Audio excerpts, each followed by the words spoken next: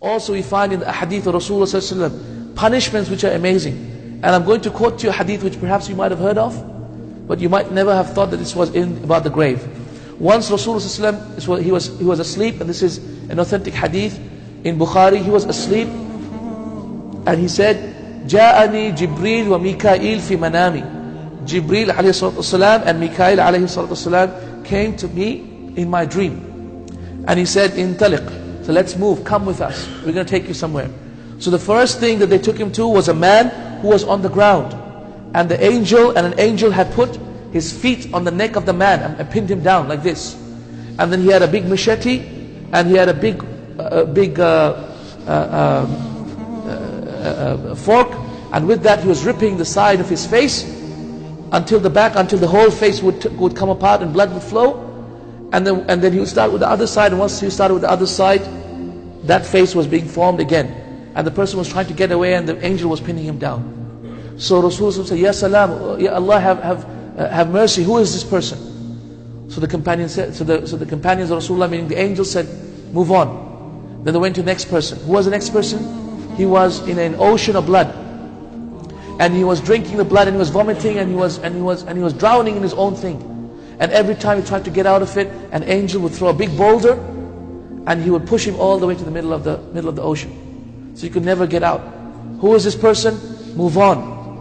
This next person they came to was a man who was on the ground. And he was lying there on the ground, and an angel was taking a mountain, a boulder the size of a mountain, and then crushing his head with it. Crushing his head with it. And Rasulullah said, Ya Salam, who is this person? Allah have mercy, who is this person? Move on. Then they came to another people who were in a big furnace, a big ditch in the ground, a big furnace, and they were naked in it, and fire was coming out from the bottom and burning them, and they were trying to get out, and they couldn't get out. And as soon as they tried to get out, angels from the top would hit them, and they would go down. Who are these people?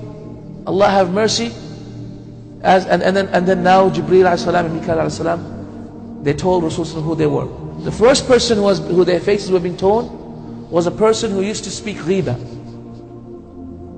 How easy is it to speak ghiba? How easy is it to make ghiba? Let me tell you how easy it is to make ghiba. If you were to say about somebody, Ya haram, he doesn't have much money, that's ghiba. Do you understand that? Ya haram, don't we say that? Sometimes out of pity even. But we don't realize that we're actually making ghiba, because he might be the person doesn't want that to be known. Ya haram, he's going through so much difficulty with his family. Oh, so and so is so, I feel so bad for him. Something like that, something even you intended good, it may actually be ghiba. It is for this reason why once a woman came into the hut of Aisha radiallahu anha, and then she was going out. So Rasulullah said, who came? At that point, Aisha didn't tell her name. She just said like this, meaning she's short. The short one came. And at that point, Rasulullah sallallahu alaihi wasallam said, Ya Aisha, laqad kulti kalima. Wallahi Aisha, you have said a statement, even though she didn't say anything, but with the indication and the pointing with her hands, it was a statement that she made. لَقَدْ قُلْتِ كَلِمَةً, you've said a statement. لَا مُزِّجَ فِي مَاءِ الْبَحْرِ, if it was to be mixed with the oceans of the world, it would have لَأَفْسَدَتْهَا, it would have destroyed it. Ya salam, imagine this. This is ghiba. That is worse in the sight of Allah subhanahu wa ta'ala than stealing. It's a worse crime in the sight of Allah than stealing. Also have a look. How easy is it to make ghiba? Wallahi, it's so easy, my friends, that we fall into it almost every day. So please do your level best. Other people's affairs are not your issues. خفقات النور تجلت وشموس السعد أطلت وليالي الأنس تنادي أهلي صحبي خلاني خفقات ما أحلاها بشرى تسقي مسعاها بتخرجنا نلقاها غنت فيها ألحان